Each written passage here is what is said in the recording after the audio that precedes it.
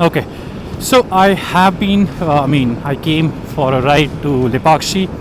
So from my house, it was about 130 kilometers, if you can see on my odometer right now. Now, this ride was pretty smooth. I'm gonna tell you why. First of all, since we are in our complete gears, we have gloves, we have proper riding shoes and everything. So we are not facing that kind of vibration which you would usually face on a standard outfit that you wear on a daily basis. So if you have good shoes, mostly riding shoes, chances are you may not feel the kind of vibration people are talking about. Apart from that, let's talk about the best thing. The best thing right now I find is the cruise control. You can look at it. My cruise is activated. I am not touching the handlebar. The handle is pretty stiff. So you are getting quite a good stability with this cruise control, and it's pretty accurate when it comes to managing the speed for your bike. And it's so good. I mean, throughout the whole route, we were regularly activating the cruise control just to see how efficient it is. And trust me when I say this, it is pretty efficient. And the moment you put the brake, it gets deactivated. Just now, for example, what I did. And if I have to again start it, and we are done. That's how simple cruise control is on this particular bike. Now, cruise control is not the only thing that, of course, you'll be looking at when you're purchasing this bike. Second part is the speed and agility. I'm not gonna lie. So let's say you're cruising at 100 kmph and your friend probably is a few hundred meters away from you. You open your throttle and it quickly flies. It doesn't let you feel that okay, you're already at 100 and it doesn't have any power left. It literally has very good power. It will make you glide on the road. The bike's weight, you would not feel the weight on this bike at all. I mean, I'm coming from Himalayan. I have ridden Himalayan 411 for almost 3 years. Then Himalayan 450 almost for 4,000, 5,000 kilometers I've ridden. And one thing that I regularly find interesting on this bike is your weight. So weight wise, it feels like you're riding hardly a 120 kilogram bike, even though it's 180, and with the petrol and everything it might be crossing about 195. Still, it's so light that you would enjoy every piece of riding. Now apart from that, even Abhinav Bhatt has mentioned this in his blog when he was talking about this bike. Your throttle response feels like you're riding a scooty. So it is not a bad thing. First of all, when we say that it feels like you're riding a scooty, what we are trying to tell you guys is that the throttle response is so premium, so beautiful, so light that with the slightest of the thing, I mean, you're not gonna feel any pressure whatsoever on your right hand side, even if you're not on the cruise control. So that's a very beautiful thing. Second thing, these buttons, I mean, everyone is talking about tactile feature and all those things. Yes, they are there, but when it comes to these buttons, I have experienced Royal Enfield, I have experienced Triumph, I have experienced other bikes as well. The buttons here are very smooth, and luckily because of the shape, it gets very easy for you to browse through the top, bottom, left, right keys. You can actually feel it. You don't have to be looking at it in order to get used to it. It's so smooth, and of course it has so many buttons, so you can set it according to your requirement. For example, in my case, the C button I have kept specifically for my trip information. So trip 1, trip 2, fuel range, coolant temperature, battery, this is what is there. Basically my bike information is there on this C button. The lower button I have specifically kept for my music, since music is a very regular thing for me. Then apart from that, the top button I have kept for my riding modes. Now I have not yet gone for off-roading mode or the rain mode. I am still yet to experience that, so only once I do quite some off-roading I'll be able to give you a review. As of now I have kept it on street mode. Luckily the hazard light is there on this bike. I mean, I'm not sure why it wasn't there on the earlier versions, but this is a good feature. And luckily when your hazard is on, even if you turn off your ignition, it will stay on. So that's a very important vital feature that saves up your battery in case of an emergency. So I'm loving that part as well. Now apart from that, I'll tell you the customizations I have already done on this bike. So when I say customization, I'm just talking about the flexibility this bike provides. For example, I have messed up with the front suspensions, I have messed up with the rear suspensions. Then on the front, my headlight was the beam was going really high. I have already adjusted that. Levers is something which I have not yet adjusted, because you have to push them, and then there's a, I mean, I would say, what do you call, a roller or whatever it is. So that gets adjusted only when it is pushed outside, and because of the current handlebars, I mean these guards, it doesn't let you have enough room, enough width to adjust them. So our intention anyways is to get them replaced. We're gonna go with the ones mostly with bark busters. Now the windscreen, for riders like Suman Bhai, whose height is little lesser than mine, he's not finding any buffeting. In my case, to be very frank, I wouldn't say I'm getting the buffeting as much as I used to get on Himalayan. It's less here, no doubt about it, but there's slight set of buffeting at higher speeds, or when I'm trying to sit a little taller.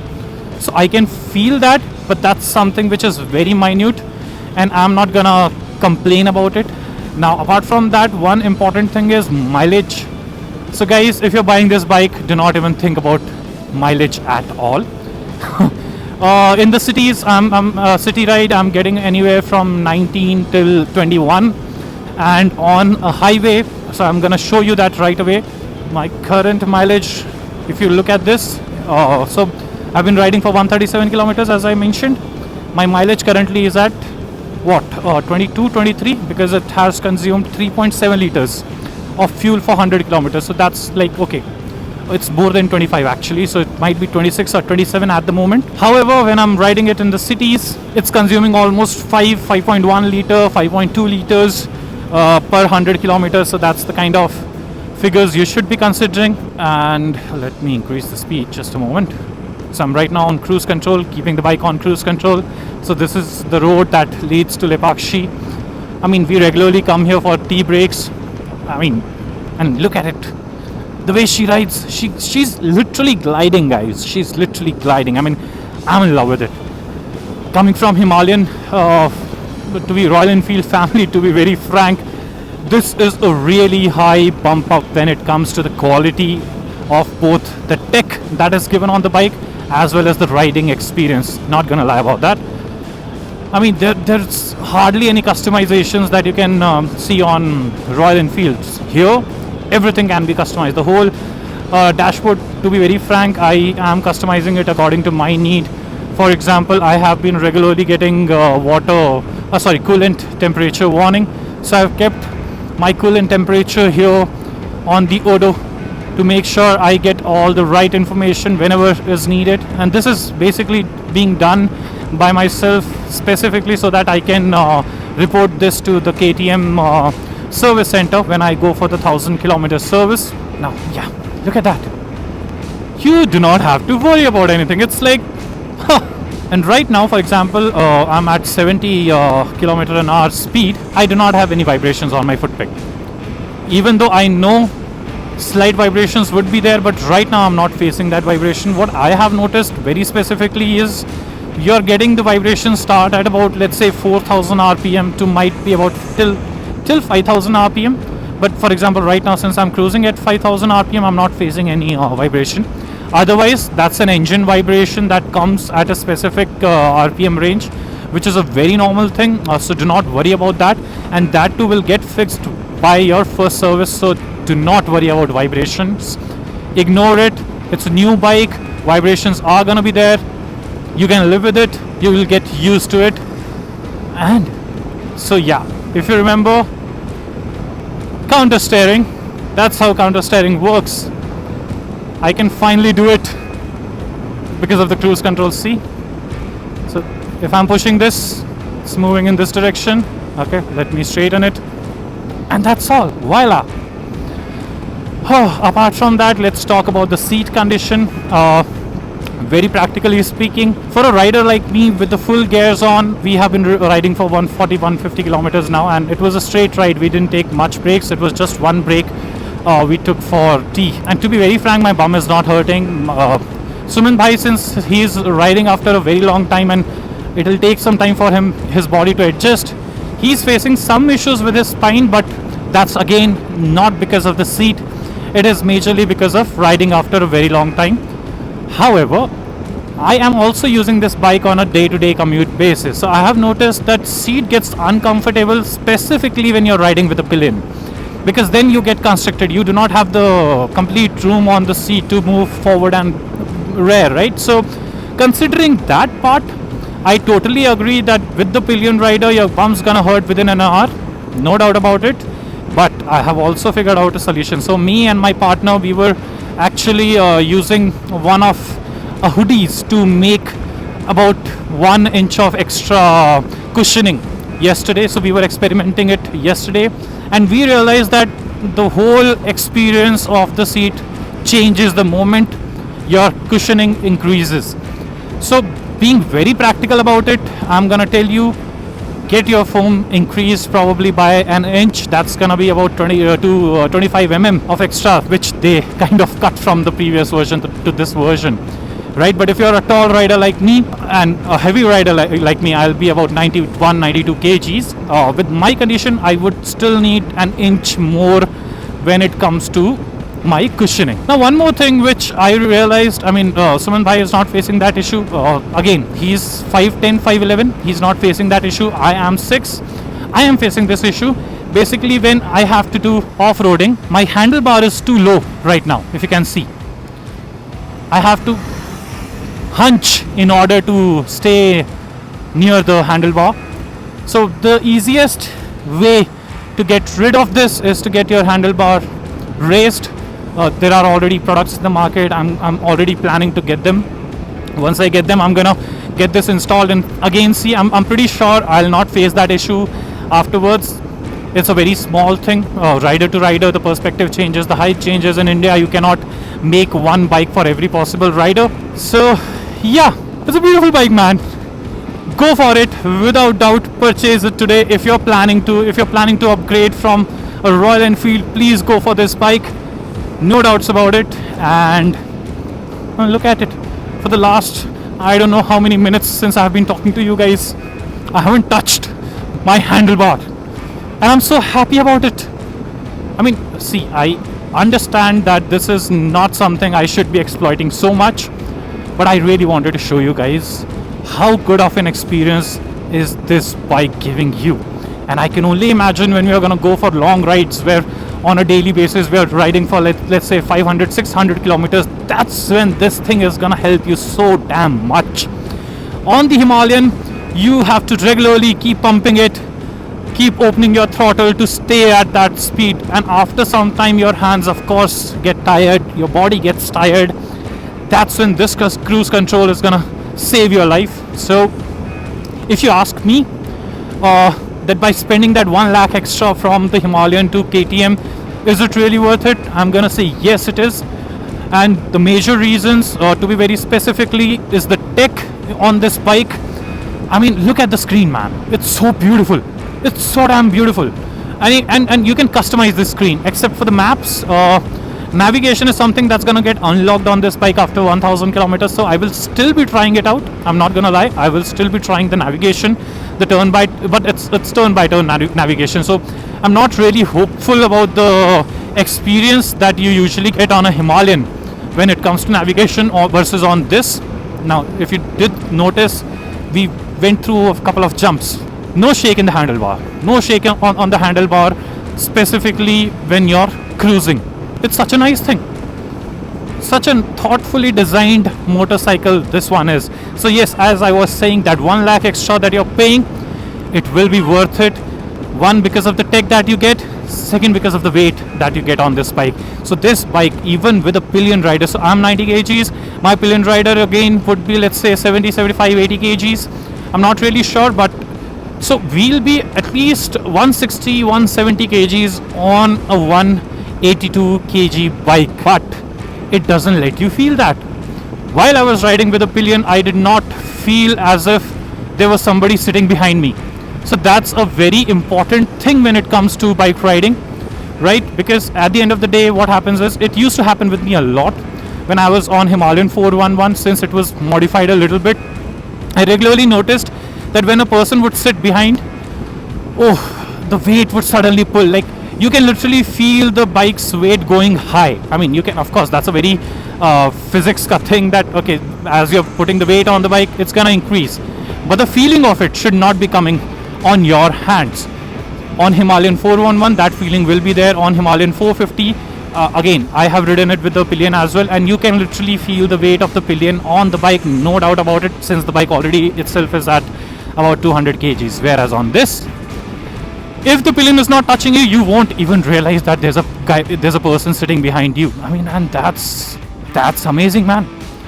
Why would you not like to experience riding like you're riding solo with the Pillion as well? So that's one part where I would say this bike has literally cracked the code. The only I'm facing a couple of small issues. For example, I was having an issue with the side stand warning on the first day itself. There was some sensor issue. Then apart from that, my quick shifters nut is a little loose. Now that's also because of the vibrations. If you would have at the very beginning of today's ride, it came out and my gear started getting stuck to it. I was not able to upshift, but yes, I was able to tighten it and things are pretty fine. So I'll have to report these minor issues during my first service. And there's one more issue, by the way, just so you all know. Sometimes I'm getting the coolant warning, but that's again a technical issue, I believe, not a mechanical one. So I'm pretty thoughtful that these issues will go away by your first service, and then this beast will become, come on, imagine riding at this kind of piece, right? That's the bike you should have. That's the bike you should buy if you have the budgets, if you're planning to upgrade. Do not think even twice. This will be worth everything. Every penny that you're spending, this will be worth it. And not gonna lie, coming from Karnataka, over here the taxes are really high. I've almost paid 5 lakh, and this is without my loan. So I paid like half in loan and half as down payment. So in Karnataka you'll be paying about 5. Whereas go to Mumbai or other cities, you'll be getting it for 4.5 on road, if I'm not wrong. And that's such a good deal. It's a killer deal, man. Killer deal. Anyway, so this was I would say a kind of a ride experience from the last 150 kilometers that we have done so far. I'm giving you my experience overview. However, there are a lot of videos out there, so I'm pretty sure you would have by now seen a lot of good and bad about this bike. I just wanted to let you know how I felt about this particular beast. I'm in love with it. There'll be a lot of videos that will be coming about this bike, no doubt about it, specifically because I'm in love with it. Yeah. So one small thing that is different on my bike versus Suman Bhai's bike is my cruise control is only getting set. Yes. Just a moment. So my cruise control is only getting set with the minus button, whereas for him it's getting set with both plus and minus. I'm not sure why that's happening, but yeah, again, that's something for my first service. They'll be able to help me fix those issues. So I have already been speaking to the service center guys, and they have told me that they're gonna get the ECU connected and help me understand what are the issues I am facing and how they might be happening on the bike. So they will be helping me with that. So I'm gonna give another review after my 1000 kilometers is done, but just for the sake of you all, I have ridden it for 402 kilometers as of now. So once we'll be going home, it will be like 530 or probably 600. Tomorrow we have another ride planned with a Pillion, so again you can add up like 300 or 400 kilometers to it. So that's by, let's say, probably by Sunday my bike would be done with 1,000 kilometers, and probably on my Monday I'll be on this coming Monday I'll be getting everything unlocked with my first service. Anyways, that's all when it comes to the current review. I am only giving you a review considering I have ridden only 400 kilometers. If you were looking for a detailed review, that may come in the future. I right now just wanted to give you an understanding about my riding experience and my liking for the bike. And when I'm comparing it with Himalayan 450, I'm sorry guys, I'm sorry I know it's a big fan club out there and people are gonna comment, no doubt about it, but any day if given a choice, I will buy this KTM 390 Adventure over a Himalayan 450, hands on.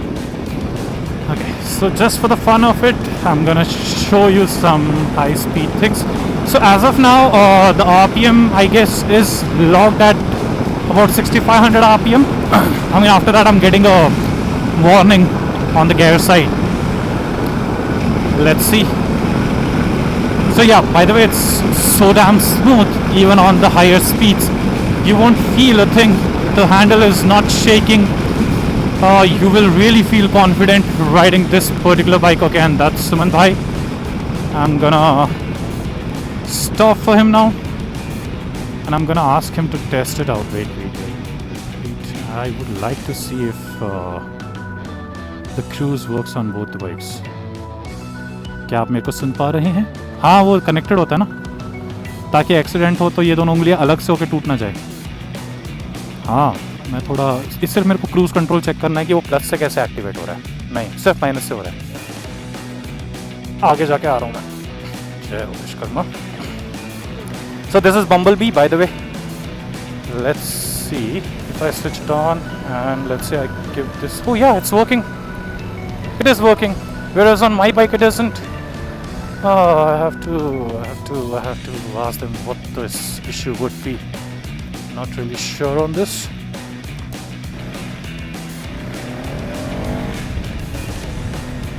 एक minute check करते हैं क्या minus से भी activate. हाँ यार, मादरचोद minus से भी एक्टिवेट हो रहा है यहाँ. हाँ, इंटरकम उधर से वो चला जाएगा. मेरा सिर्फ प्लस से नहीं हो रहा है, सिर्फ माइनस से हो रहा है. पता नहीं सेटिंग इशू है या क्या है, पर आपके में दोनों से हो रहा है, तो आपके तो माइनस भी हो रहा है. हाँ, मेरा काम दोनों कर रहा है, प्लस माइनस सब काम कर रहा है, बट एक्टिवेट नहीं हो रहा है क्रूज कंट्रोल. वो हो सकता है. सो बम्बलबी इज ऑरेंज, कल्की is white. I mean of course they both have white and orange, but the front fending is orange here, the white here. Let me know in the comment section which color you like more. I mean, of course there'll be mixed reviews, I know about that, but when I fell in love with the white one, my major concern was that color looked little bulkier. However, it looks more premium. Anyways, I'm gonna get the whole thing wrapped. He won't, but I will. I'm not a very big fan of orange. Just 9 AM and my goodness, garmi. Enjoy the riding experience. Oh, it's so smooth. And the traction control, cornering traction control, everything, you can literally feel the bike being stuck on the road, man. Oof. It's such a great experience, especially when you're coming from a Royal Enfield family. I can't describe it enough with words.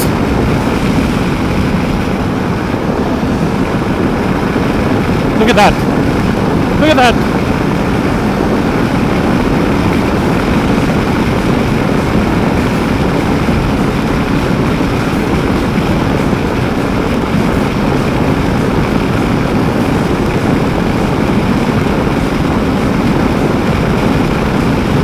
It's so damn stable.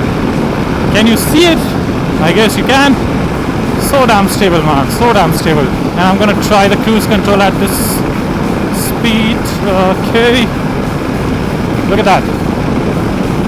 Oh, the pull, my goodness. All you need to do is keep your hands here. You don't have to worry about your throttle. And of course, with the slightest of the brake that you'll apply, your cruise control gets cut off. So that's a very good thing. And the brakes, by the way, yes, I did not talk about the brakes. The brakes are so damn good. It has better punch than the previous KTM. Previous KTM already had very good brakes, to be very frank. Here the punch is even better, one level up. Better than Himalayan 450, no doubt about that. And way better than Himalayan 411. Not even in your dreams you'll realize. I mean, the braking bite, I'll show you. So right now, let's say I'm at what, 130. I'm gonna show you how quick the braking is. And that's how we came down. And I'm not applying the complete brake for the sake of it. But yeah, it's pretty neat, man. It's pretty neat. At about 7500 RPM, you're crossing 135. With 8000 RPM, you're crossing 140. Oh man, oh man. It's gonna put a smile on your face, no doubt about that. I can guarantee you, every time you open the throttle, you'll realize the power that this bike holds. So 46 horsepower, 39 Newton meter torque, everything worth it. And by the way, yeah, low end torque is pretty much bumped up from the previous versions, really high. I have been regularly cruising under 20 on my second and third gear. Even with a Pillion, the bike won't stop. That's the kind of low-end torque that is there. So it's not, when it's compared to a Himalayan 450, you might find it a little less, but it serves the purpose. So no worries at all. And how many of you actually ride on low-end torque? So utilize that low-end torque on a I would say it still serves the purpose of 10, 20%, 30% on your daily commute, and it's way more than enough for that to happen. And by the way, it has bi-directional quick shifter that works flawlessly. But I'm not sure how many of you would be using it or how often you'd be using it, because if I have to say, I might be using it 1 to 2% of the whole utilization of the bike altogether, because I'm too much using the clutch still. But yes, on high speed sometimes you can let go of the clutch and simply use the quick shifter. And look at the lean, look at the lean, look at the lean, man, look at the lean. Not a slightest of the fear that will come while leaning on this bike. Look at that.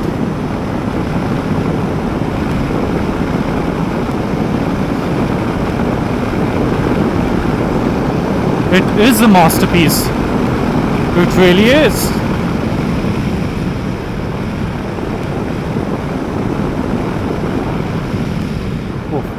Yeah, so this is a small, I wouldn't call it an issue, it's a habit formation which is yet to happen.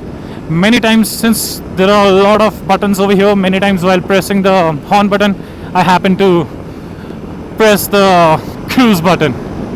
So that's one thing I'll have to get used to it, because in my earlier bikes, majority of things were on a little downside. This is a little tilted towards upside, so I need to start keeping my hands like this in order to get accustomed. But yeah, that's something, just a habit formation, so shouldn't take long. I'm gonna go do off-road. Are you ready for off-roading? I am. कितना दूर तक गए? रास्ता कहाँ तक है? हाँ, चलो जी, done. So look at the screen that gets changed for the off-roading. So I do not have. The rear, my goodness.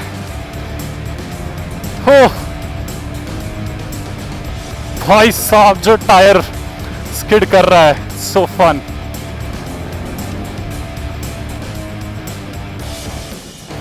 चोद, आगे जगह है.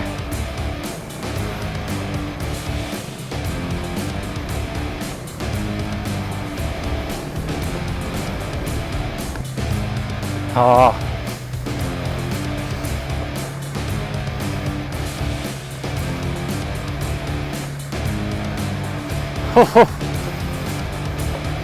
the way it glides, man. मेरे को हैंडल बार रेजर चाहिए, no doubt about it, but जितना हो सकता है तो.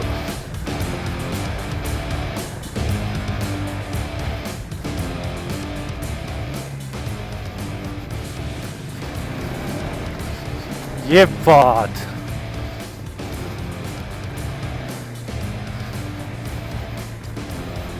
लगता है यहाँ कोई ऑफ रोडिंग करने आया ही था.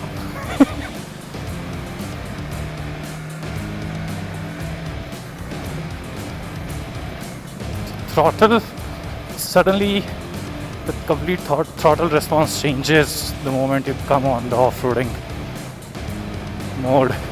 So that's off-roading done as well. I thought I'll have to keep a separate day for off-roading, but man, मजा आ गया. चलो.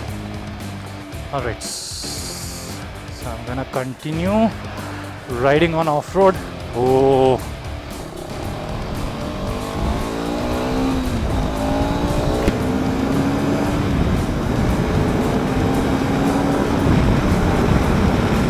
Holy smoke!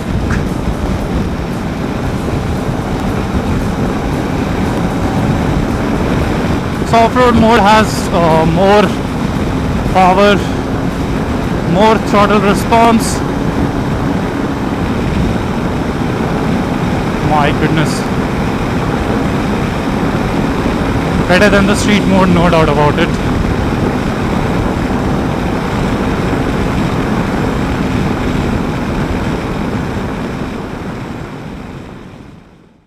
Well, hello everyone.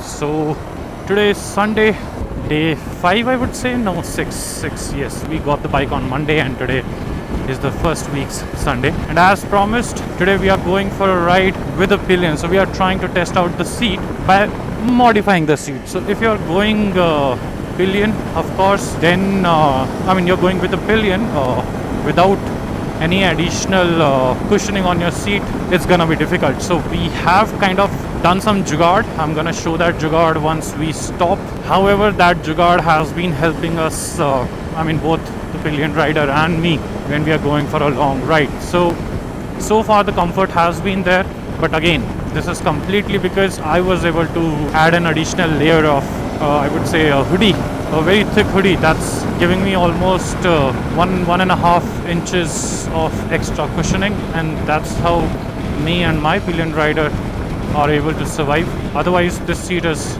not good to go with any Pillion whatsoever.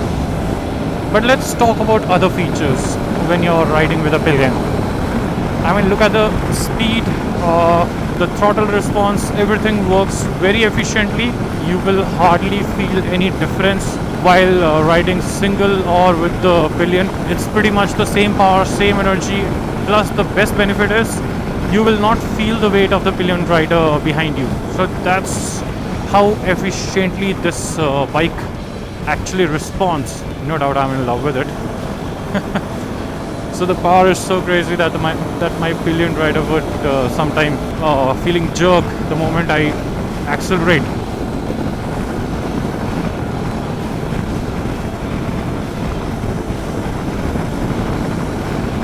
I will also show you the cruise capabilities of this bike with a Pillion rider so that you get better idea. I'm just waiting for the road to get clear before I actually start doing this. Okay, so bad road. So you don't have to worry much even though you're riding with a Pillion. The only condition is your seat should be fixed. Otherwise this bike behaves really, really nice even with a Pillion on. I've also made a few adjustments to my suspension. On the front side I've made them harder, and on the rear side I've made them softer by like 2 clicks, considering that my Pillion was regularly complaining about back pain. She was getting back pain because of the stiffness on the suspension, so I had to loosen it out. So right now I have stiffer suspension on the front and little softer suspension on the rear, but this is really enhancing the overall ride experience for both me and my Pillion. Nicely cruising at about 130 with about 7,200 RPMs. So the KTM guys have told us not to cross 7,500 RPM at least in the first service, so I would like to maintain that, and for those reasons I would avoid revving it more. But I did kind of try crossing 7,500 RPM, and I did see that the bike is easily reaching 140 plus. So we've reached till 144. So now we're gonna cruise at 110. My Pillion is expecting me to rev more. She's like कि 110 पे इतना खाली रास्ते पे तो cruise control लगा के चल रहा है, तेज भगा. ये मेरे जैसी है, ये मरेगी एक दिन मेरे साथ।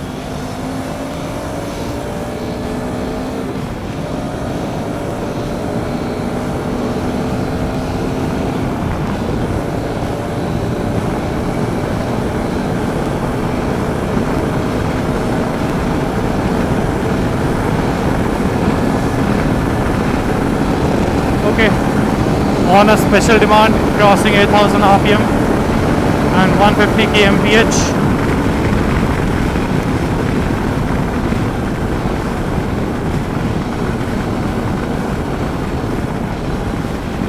Okay, so you can easily reach 150 kmph even with a Pillion rider. I'm gonna show you again. But please make sure you are doing this only on an empty road. If there's traffic, I would highly recommend you maintain your speed.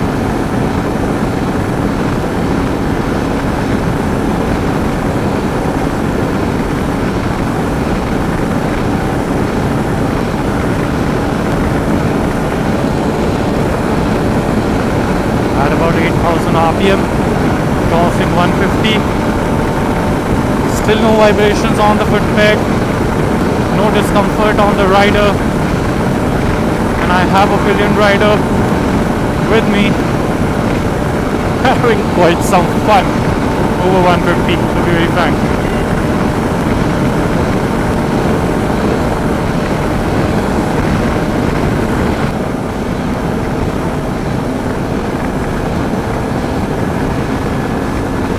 I'm glad my Pillion is not scared of speed.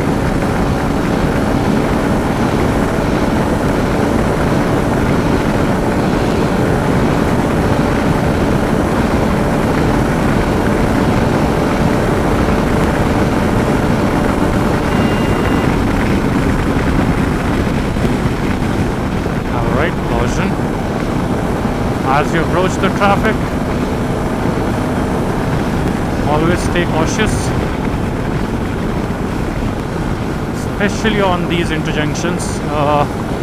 This is where a lot of, I would say, accidents happen.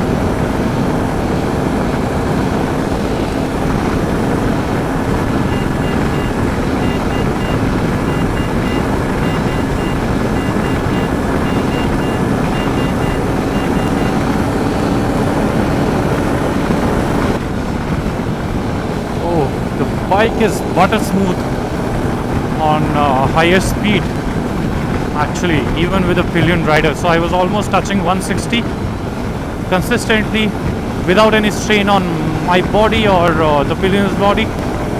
And I have done this on a Himalayan 450 as well. And believe me, when you're at 150, the bike, I mean the wind at least, is pulling you behind. Unlike on KTM, where it's so smooth, it's so comfortable. This was something I did not expect, but yeah, she's outshining all the expectations, to be very frank, and that's really good. Okay, caution. These intersections are where you have to be very cautious. I'm gonna put the cruise control at 130. Let's see if it catches it. Yep. So I'm cruising now at 130. Good. This is good.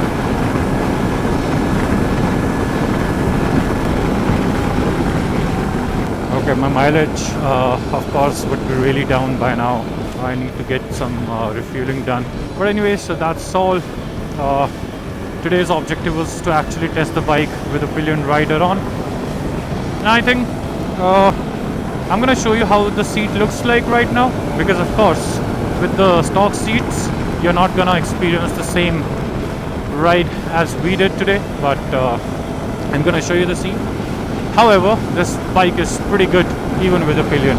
So if you're planning to buy this, now is the time. Go ahead, have fun. This is the seat.